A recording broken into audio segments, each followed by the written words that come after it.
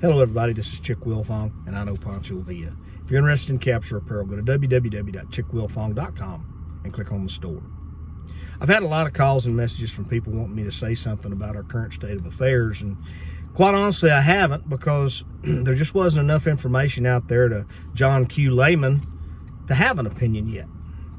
Well, it's been wet out here in the part of the country I live in, and so I slipped off to the practice pen this week a little bit. And in fact, yesterday we were opening the practice pen when the news of the mandate in the state of Texas came out that if 10 or more people were together in a group or an area or for a function, that it was a Class B misdemeanor. Now, I checked into it with a couple of sheriffs in this part of the world, 2 different counties, and both the guys came back to me with the same thing. In fact, they sent me the sheet that the state of Texas sent them on how to enforce the mandate. It's a Class B misdemeanor. It's punishable by 180 days or a fine up to $1,000. But now this fine up to $1,000 means $1,000 per person over the number of people you're supposed to have as per the mandate. So it can get out of hand really quick. And as cowboys will do, well, we've all been trying to figure out a way to get around it so we can still have ropings and gatherings and get together. And, you know, right now it just may not be possible. But what I did want to address is the fact that there's a lot of people out there hurting. There's a lot of people out there unsure. I mean, business is getting increasingly harder to do.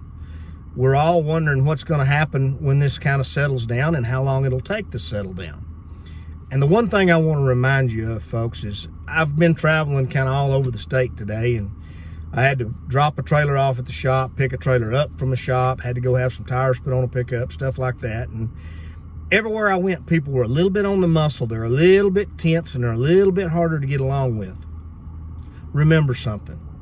Don't miss out on the blessing of exerting human kindness. The easiest thing we can do is be kind to one another, because we're all in it together.